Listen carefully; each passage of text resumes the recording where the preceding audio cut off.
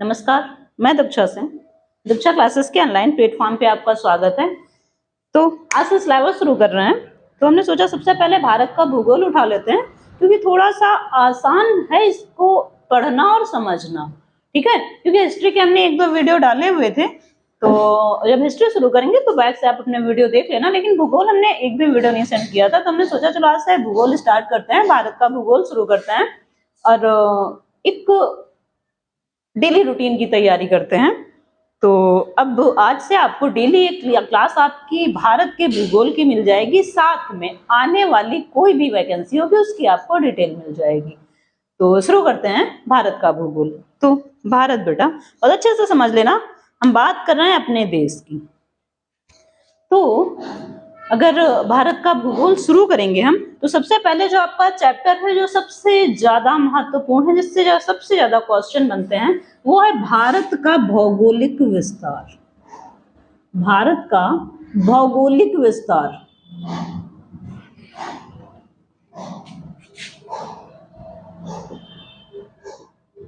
और भैया स्थिति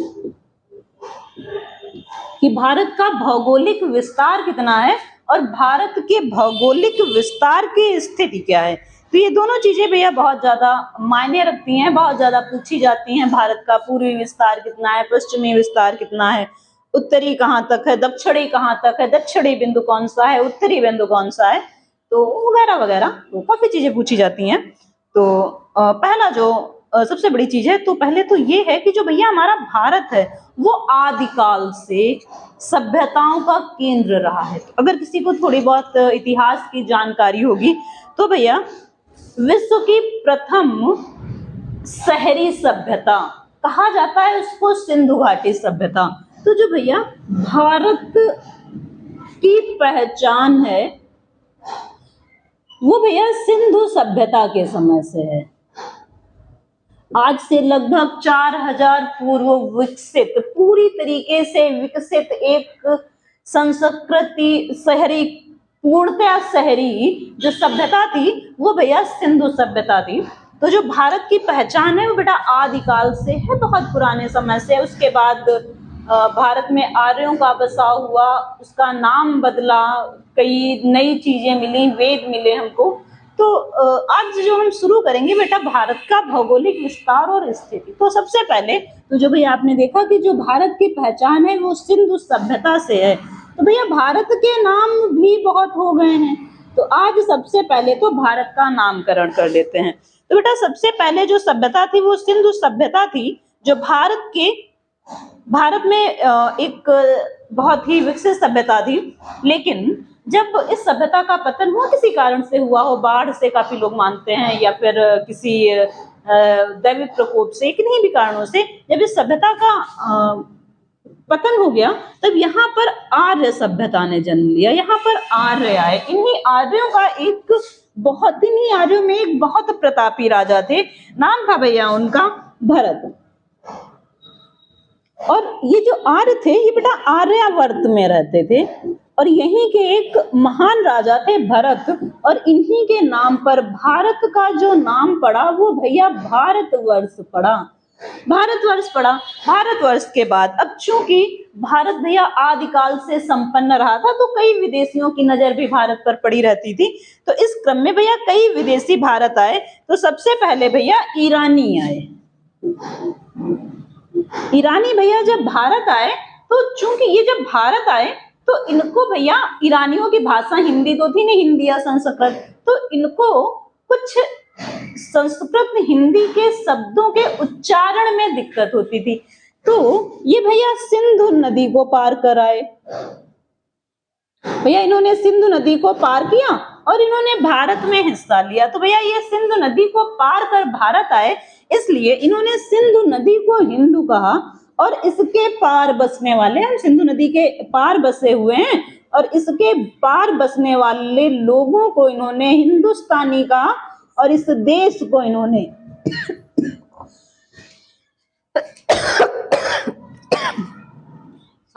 हिंदुस्तान का। फिर एक बार रिपीट करते हैं बेटा, जब ईरानी भारत आए तो ये सिंधु नदी को पार करके आए, लेकिन चूंकि इनकी अपनी भाषा थी और इनको हिंदी प्रोनाउंसिएशन में दिक्कत होती थी, संस्कृत प्रोनाउंसिएशन में, तो बेटा इन्होंने सिंधु नदी को हिंदू कहा, यहाँ के निवासियों को हिंदुस्तानी और इस देश को हिंदुस्तान कहा।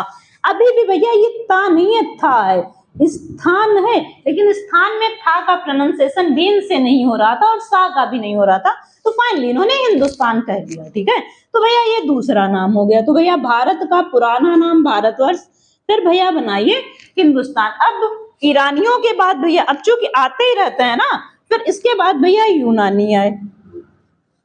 यूनानियों ने भैया सिंधु नदी को इंडस कहा और इस देश को इन्होंने इंडिया कहा। ठीक है, तो भैया हमने भारत के आपको 3 नाम बताए। भारत का हम भौगोलिक विस्तार शुरू कर रहे हैं, तो सबसे पहले हमने सोचा चलो इनके नाम की गणना कर लेते हैं। तो भारतवर्ष को भैया सबसे पहले भारतवर्ष यहाँ आर्यों के परम प्रतापी राजा भरत के नाम पर रखा गया और इसे भारतवर्ष या भारत कहा गया। उसके बाद भैया जब यहाँ ईरानी आए तो सिंधु नदी को पार करके आए थे और इन्होंने सिंधु को सिंधु ना कह के हिंदू कहा, और हिंदू जब इन्होंने कहा तो हिंदू के साथ रहने वाले हिंदुस्तानी और देश हो गया हिंदुस्तान। उसके बाद जब भैया यूनानी आए तो इन्होंने सिंधु नदी को इंडस कहा और यहाँ इस देश को इन्होंने इंडिया कहा। ठीक है, तो ये तो हो गए भैया भारत के नाम। अब देख लेते हैं अवस्थित या विस्तार। तो अपनी लैंग्वेज में लिखते चलना और आसान है लिखना। भैया देख लेते हैं भारत, और भैया इसके अलावा एक चीज और है, एक पॉइंट और है भैया, भारत एकमात्र ऐसा देश है, भारत विश्व का एकमात्र ऐसा देश है जिसके नाम पर एक महासागर है।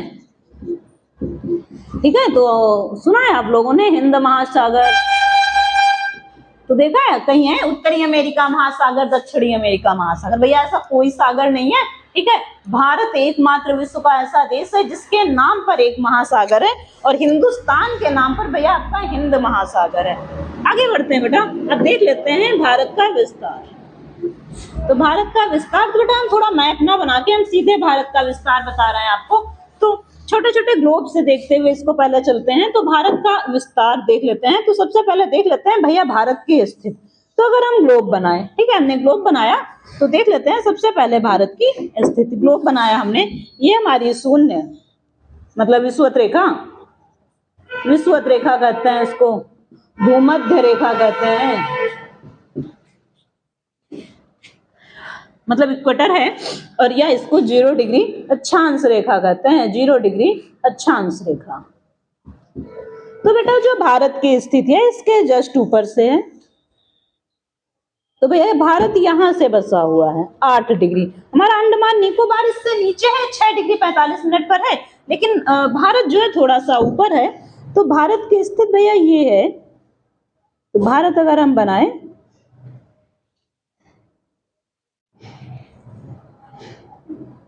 तो भैया समथिंग ये है भारत। और इसके अलावा अगर हम इसका, तो भारत की जो स्थिति है वो अगर देखें तो ये उत्तर है और ये दक्षिण है। तो ये भैया उत्तर, तो ये भारत की स्थिति ये शून्य है, तो ये हो गया उत्तरी गोलार्ध में। अगर बेटा इसको देशांतर पर हम बांटें, तो अक्षांश रेखाओं पर बांटा तो पता चला यहाँ है। अब जब इसको देशांतर रेखाओं पर बांटोगे तो कुछ इस तरीके से बांटोगे, ये शून्य है, ये शून्य देशांतर है, तो ये आपका पश्चिम है और ये आपका पूर्व है। तो उत्तरी गोलार्ध या ये हो जाएगा उत्तरी अक्षांश में या उत्तरी गोलार्ध में, और अगर देशांतर रेखा पर देखें तो ये पूर्वी गोलार्ध में। तो अगर भैया देशांतर रेखा पर देखें, तो अगर देशांतर रेखा पर देखें तो हम इस रेखा को इरेज कर दें, तो ऐसे अगर देखें तो भैया ये पूर्व की तरफ है। ठीक है, और अगर हम इस रेखा को इरेज कर दें और इस रेखा के थ्रू देखें तो ये उत्तर की तरफ है। तो जो भारत का विस्तार है, जो भारत की स्थिति है, अवस्थिति है, वो भैया उत्तर पूर्वी गोलार्ध में, उत्तर पूर्वी गोलार्ध में। अगर अक्षांश में पूछे तो भैया ये उत्तरी अक्षांश में, उत्तरी गोलार्ध में, उत्तरी अक्षांश गोलार्ध में, तो भैया ये उत्तरी अक्षांश गोलार्ध में। और अगर ये देशांतर पर पूछे तो भैया ये पूर्वी देशांतर गोलार्ध में। तो जो भारत की टोटल स्थिति हो गई वो उत्तर पूर्वी गोलार्ध में। तो भैया भारत जो आपका स्थित है वो उत्तर पूर्वी गोलार्ध में स्थित है। तो ये तो हो गई भैया भारत की स्थिति। जो भारत का स्थिति है आपकी वो ये है। तो इस हिसाब से अगर हम देखें तो ये भैया आपकी दिशा अगर देखी जाए, ये उत्तर, ये पूर्व और भारत स्थित है ये, तो ये भारत हो गया उत्तर पूर्वी गोलार्ध में। आगे बढ़ते हैं, ये हो गई भैया भारत की स्थिति। अब इसके अलावा अब देखते हैं इसके उत्तरी और दक्षिणी सिरे। तो यही देख लेते हैं, इसको इरेज करते हैं और इसे इरेज करते हैं। थोड़ा सा इरेज करते हुए चलते हैं जिससे थोड़ा बोर्ड जो है साफ बना रहे और थोड़ा सा क्लियर आप लोगों को दिख सके। ये भैया शून्य और ये भैया भारत, ठीक है। कुछ इस हिसाब से बना लेते हैं जिससे थोड़ा सा समझ में आ जाए।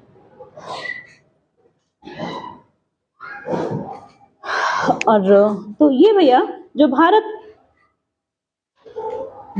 की मुख्य भूमि है, ये भैया भारत की मुख्य भूमि है। और यहाँ पर भैया भारत के अक्षांश हैं, ये भारत की मुख्य भूमि। तो भारत की मुख्य भूमि मतलब ये सिरा और ये सिरा, तो ये अक्षांश रेखाएं हैं। तो भारत का अक्षांशीय विस्तार,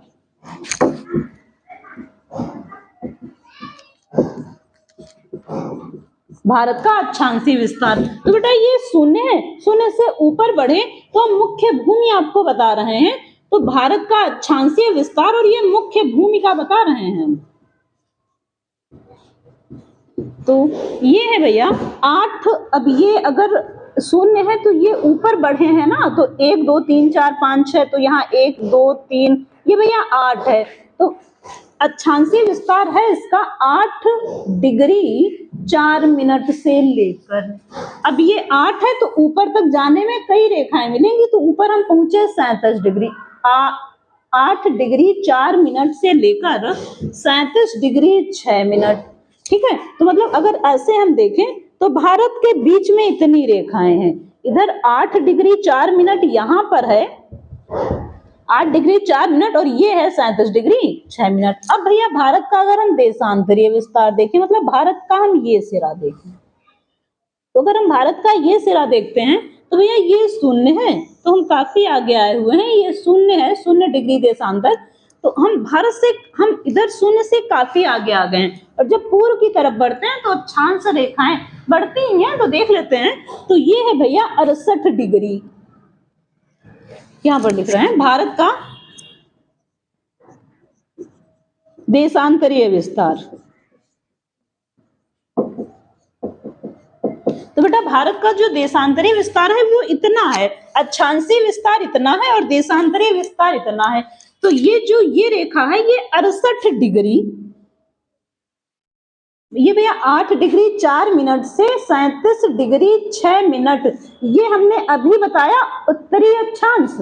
तो अगर हम इस सिरे में आएंगे तो हम गोलार्ध में आएंगे, तो ये अक्षांश है। और अक्षांश अभी हमने बताया कैसा था। तो जो भैया हमारा अक्षांश विस्तार है ये उत्तरी है। तो भारत की जो स्थिति है वो 8 डिग्री 4 मिनट उत्तरी अक्षांश से 37 डिग्री 6 मिनट उत्तरी अक्षांश में है। अब आते हैं भारत के देशांतरीय विस्तार में, क्योंकि सबसे बड़ी दिक्कत ये हो जाती है कभी भैया ये भी लोचा हो जाता है। तो ये है भैया 68 डिग्री 7 मिनट से। अब भैया ये वाली जो रेखा है ये है 68 डिग्री 7 मिनट और ये है 97 डिग्री 25 मिनट, 97 डिग्री 25 मिनट। तो इस बार अभी हमने बताया था कि भारत पूर्वी देशांतर में है, ठीक है। तो इसको भैया लिख लेना 68 डिग्री 7 मिनट पूर्वी देशांतर से, यहां से लेके यहां तक मतलब 97 डिग्री 25 मिनट पूर्वी देशांतर। तो अभी बताया हमने कि जो भारत है वो उत्तर पूर्वी देशांतर में स्थित है, उत्तर पूर्वी गोलार्ध में स्थित है। तो भैया जो इसका अक्षांशीय विस्तार होगा वो उत्तर में जाएगा, जो पूर्वी विस्तार होगा वो देशांतर में जाएगा। तो इसका अक्षांशीय विस्तार 8 डिग्री 4 मिनट से 37 डिग्री 6 मिनट और इसका देशांतरीय विस्तार 68 डिग्री 7 मिनट से 97 डिग्री 25 मिनट। और एक चीज यहाँ पर काउंट कर लेना, कभी कभी पूछ लेता है भैया जो कर्क रेखा है 23.5 अंश उत्तरी अक्षांश, कहते हैं 23.5 अंश उत्तरी अक्षांश, इसको कहते हैं भैया 23.5 अंश उत्तरी अक्षांश या इसको कहते हैं कर्क रेखा। ये भैया भारत के बीचों बीच से जाती है। इसके अलावा भैया अगर हम इसके देशांतरीय विस्तार देखें तो भारत के पूर्व से लेकर पश्चिम तक, भारत में पश्चिम से लेकर पूर्व तक कुल 30 देशांतर रेखाएं हैं।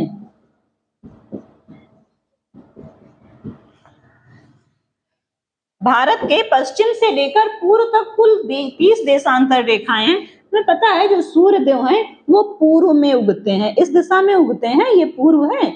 अगर देखा जाए इस हिसाब से तो ये भैया आपका पूर्व है और यहीं पर भैया सूर्य देव का उदय होता है। इधर ये पश्चिम में इनका ये अस्त हो जाते हैं। तो होता क्या है, अब सीधी सी बात है, अगर सूर्य देव इधर है तो ये पृथ्वी ऐसे रोटेट कर रही होगी, तो अगर यहाँ सूर्य देव उगेंगे तो इनको यहाँ तक आने में जब तक पृथ्वी घूमेगी उतना टाइम लगेगा। अब यहाँ से यहाँ तक हमने देखा हमारे पास 30 रेखाएं हैं। इसका मतलब एक चीज और याद रखना, जब हम आपको विश्व भूगोल पढ़ाएंगे तो हम उसमें पूरा कैलकुलेशन बता देंगे। एक आप मोटा मोटा समझ लीजिए, एक देशांतर घूमने में पृथ्वी को 4 मिनट लगते हैं। तो अगर पृथ्वी 30 देशांतर घूमेगी तो 120 मिनट लगेंगे, मतलब 2 घंटे।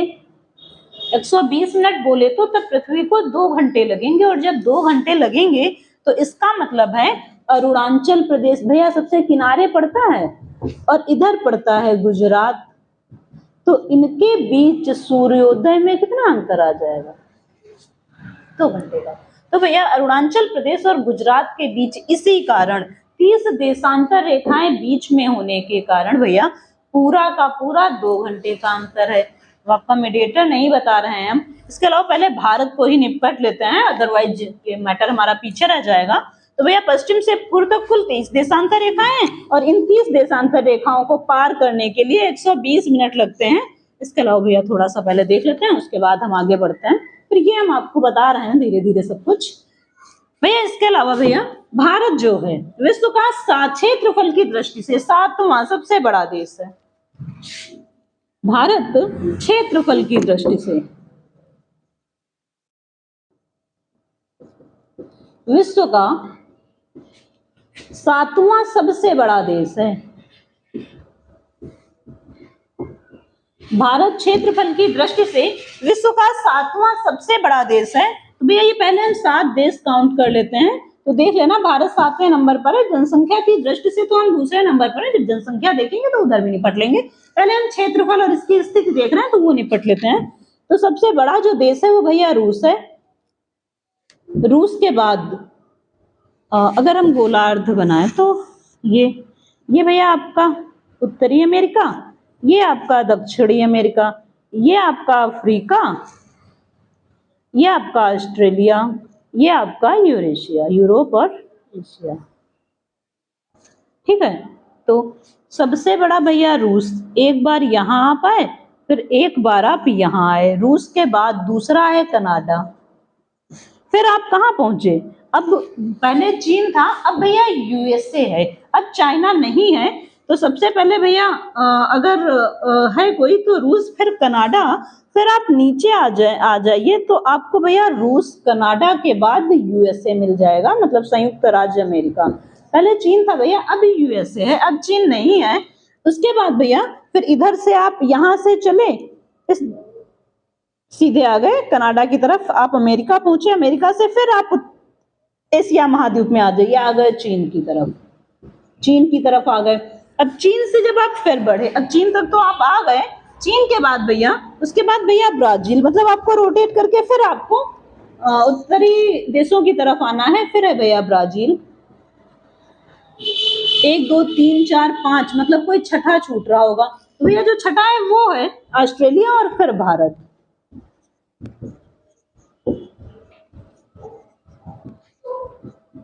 तो अगर आप देखें तो सबसे पहले भैया आप एशिया से चले, एशिया से चले ऑस्ट्रेलिया, सबसे पहले आप एशिया से चले, एशिया क्या यूरेशिया से, क्योंकि रूस है जो यूरोप और एशिया दोनों सिरों में है। तब सबसे पहले आप यूरेशिया से चले भैया, आए आप अमेरिका की तरफ, फिर आप अमेरिका में ही रहे, 2 देश आपने अमेरिका से उठाए, फिर मतलब कुछ इस हिसाब से इसका जो रोटेशन है वो बनता है, कुछ इस हिसाब से, ठीक है। तो रोटेशन ना बना के, हमने रोटेशन बनाया लेकिन हमको याद नहीं हुआ, तो ऐसा करते हैं एक इसको याद करने की एक ट्रिक देख लेते हैं। तो अगर आपको रोटेशन से याद रहे तो बहुत अच्छा है, तो ट्रिक देख लेते हैं। ये रूस है, कनाडा, यूएसए, चीन, ब्राजील, ऑस्ट्रेलिया और इंडिया।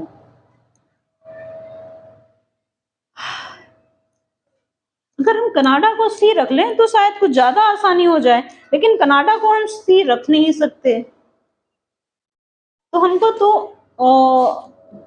अमेरिका को हम यू ही रखेंगे, कनाडा को के ही रखेंगे। तो वैसे तो हमको ये रुसबाई से याद है,